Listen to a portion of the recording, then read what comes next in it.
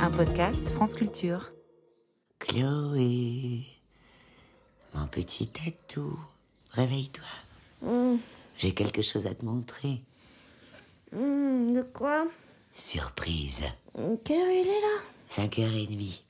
Je nous ai fait un bon petit déjeuner pour après. Du jus d'avocat aux orties et une omelette au bled. Miam. Plus tard, je dors là, moi. Allez, debout, hop, hop, hop. Je veux te montrer vendredi.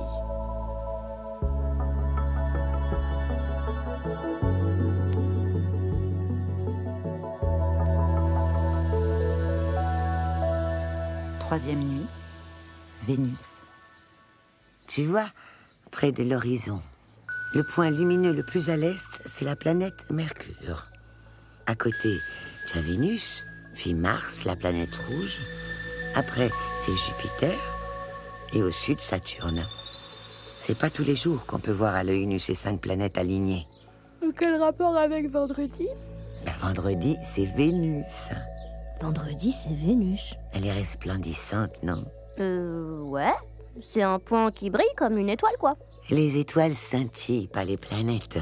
Les étoiles émettent leur propre lumière, alors que les planètes de notre système réfléchissent celle du Soleil. Vénus est l'astre le plus brillant après la Lune et le Soleil. Comment elle peut briller autant alors qu'elle ne fait que renvoyer la lumière du soleil? C'est grâce aux nuages de couleur claire qui la recouvrent. Et puis, Vénus est plus proche du Soleil que nous. Donc là-bas, c'est nuageux tous les jours. Eh oui. Pratique pour Monsieur Météo. Demain, nous prévoyons des nuages. Dimanche, des nuages. Et lundi, des nuages. Vénus est le dernier point lumineux à disparaître avant l'aube, mais aussi le premier à apparaître après le coucher du soleil. Tu veux dire qu'on la verra ce soir? À une heure normale? Où on n'est pas en train de dormir? Oui. Oh, l'arnaque. Autrefois, les anciens ont cru qu'il y avait 2 étoiles. L'étoile du matin et l'étoile du soir, jusqu'à ce qu'on démontre qu'elle n'était qu'un seul et même astre, et qu'en plus, c'était une planète. Les Romains l'appelaient l'astre du matin, Lucifer, ce qui veut dire porteur de lumière. Mais Lucifer, c'est le diable, c'est Satan, non? À l'origine, Lucifer était un ange. Il a désobéi à Dieu et a été chassé du ciel. Plus tard, il a été associé à Satan et au diable. Au Moyen-Âge, on imaginait que Satan présidait les cérémonies des sorcières. Ce sont des rumeurs. Moi, je n'ai jamais rencontré ni l'un ni l'autre. Mais quel rapport avec vendredi? Ah oui. Dans l'Antiquité, les Romains ont donné au jour de la semaine le nom des 7 astres qu'ils connaissaient à l'époque. Le lundi, c'est le jour de la lune. Le mardi... C'est Ravioli, le dieu des nouilles. Le mardi, c'est Mars. Le dieu des barres chocolatées. Le dieu de la guerre. Mercredi, c'est le jour de Mercure, le dieu des voleurs. Jeudi, c'est Jupiter, le dieu des dieux romains. Ok, j'ai compris. Vendredi, c'est Vénus. Et les planètes, pourquoi elles ont des noms de dieux? Les Romains ont choisi des noms de divinités en fonction de ce qu'elles leur évoquaient. La planète Vénus porte le nom de la déesse de la beauté à cause de son éclat exceptionnel. Tiens, tu veux la regarder avec des jumelles? Oui! Oh, on dirait une mini-lune. Oui. Vénus a différentes phases, comme la Lune. On peut la voir toute ronde? Voir une pleine Vénus, c'est impossible. Parce que elle est entièrement éclairée par le soleil quand elle se trouve pile derrière lui, à l'opposé de nous. Dans la mythologie romaine, Vénus est la déesse de la beauté et de l'amour. Mais pour les Grecs, elle s'appelle Aphrodite. La mythologie romaine a repris une grande partie des légendes et des divinités grecques, mais ils ont latinisé leurs noms. Oh, les copieurs! En gros, les Romains ont tout piqué aux Grecs, mais ils ont changé les noms, quoi. La déesse Vénus est mariée avec Vulcain, le dieu des volcans, mais elle a une histoire d'amour avec son frère Mars, le dieu de la guerre. La déesse de l'amour avec le dieu de la guerre. Elle a vraiment aucun principe. Vénus n'était pas vraiment une oie blanche.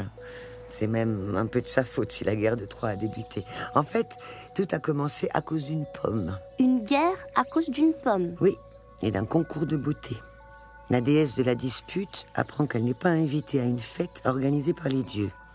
Pour se venger, elle jette au milieu des invités une pomme d'or sur laquelle il est écrit « Pour la plus belle ». 3 déesses, dont Vénus, se disputent la pomme. Jupiter refuse de les départager. Quelle poule mouillée. Alors, il demande à Paris, le prince de Troie, de se prononcer à sa place. S'il l'a choisi, Vénus promet à Paris de lui donner en échange l'amour de la plus belle femme du monde, Hélène. La plus belle femme du monde s'appelle comme toi? Bah oui, j'y sais pour rien. Paris offre la pomme à Vénus et il va chercher Hélène en Grèce. Mais Hélène est mariée au roi de Sparte. Il la kidnappe et c'est parti pour la guerre de Troie. Oh, regarde, le soleil se lève. Bye bye, étoile du berger. Pourquoi on l'appelle aussi étoile du berger? Autrefois, quand il n'y avait pas d'horloge ni de smartphone, les bergers vivaient au rythme des jours et des nuits. Ils regardaient le ciel, et quand Vénus apparaissait, ça voulait dire que c'était l'heure de rentrer les troupeaux à la bergerie.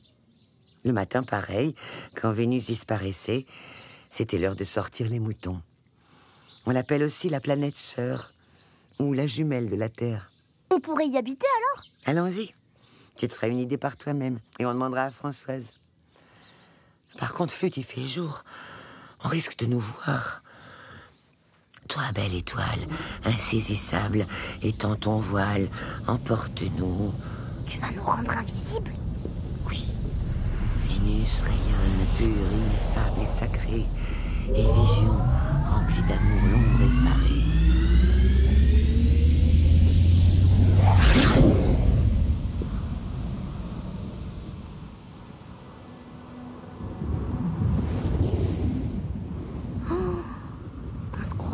Un désert de ruines avec toutes ces roches.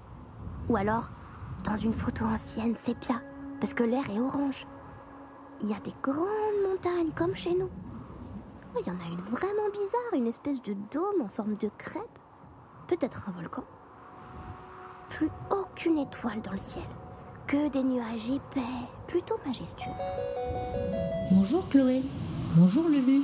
C'est qui Lulu? Mamie? Bonjour Françoise. Bonjour. C'est moi ou il fait un peu chaud? Il fait environ 460 degrés Celsius. Ah ouais, quand même.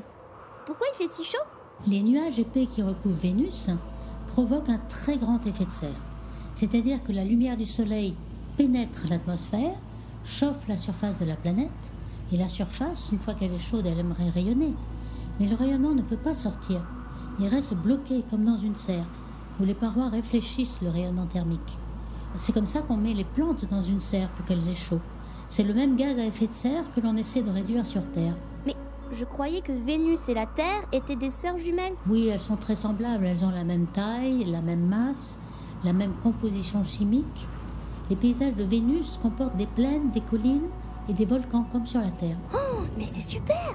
Il n'y a plus qu'à préparer les valises et dedans juste des maillots de bain et ça suffit. Hélas, elles ont aussi beaucoup de différences. L'atmosphère sur Vénus est beaucoup plus lourde que sur la Terre et il n'y a pas d'oxygène pour respirer et pas d'eau sur la surface. Mais par Jupiter, qu'est-ce que ça souffle? Oui, les vents soufflent à plus de 360 km/h. Oh, on pourra jamais habiter Vénus alors. Vous pouvez ranger vos maillots de bain, les copains. C'est pas une sœur jumelle, c'est une cousine très très éloignée. En effet, c'est impensable d'aller vivre sur Vénus. Considérablement plus difficile que sur Mars. Dégoûté. Mais peut-être qu'on pourra habiter sur Mars alors. Oh, regarde Chloé. L'atmosphère est tirée. Françoise. Françoise. On t'a perdu. Chloé, vous m'entendez? Oui, ça y est. Je crois que les vents perturbent la transmission radio. J'en étais où? L'atmosphère. Ah oui, l'atmosphère. Elle est irrespirable sur Vénus. La pression est 90 fois celle de la Terre. Elle dissout les éléments organiques. Même les robots que nous envoyons n'y vivent pas longtemps. Vous avez envoyé des robots ici? Oui, beaucoup de pays, depuis plus de 50 ans, ont envoyé des sondes spatiales, des ballons, des fusées sur Vénus. Chloé, Lulu, il faut que je vous quitte malheureusement. Je suis en train d'étudier un objet lumineux inconnu qui clignote toutes les 18 minutes. Et il ne se réveille que moins d'une fois par mois. Travaillez bien. Au revoir Françoise. Au revoir Françoise.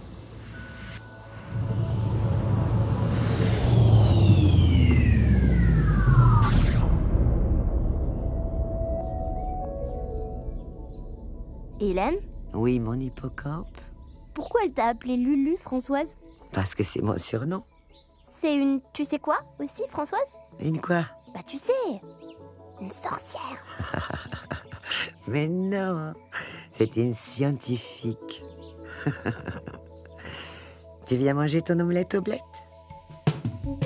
Et toi, l'étoile, pour qui tu brilles, pour qui tu cours, au point du jour, et toi, l'étoile,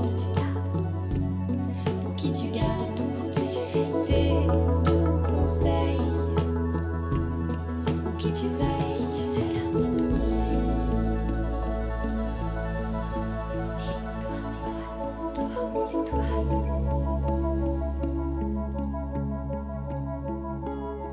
Toi, l'étoile.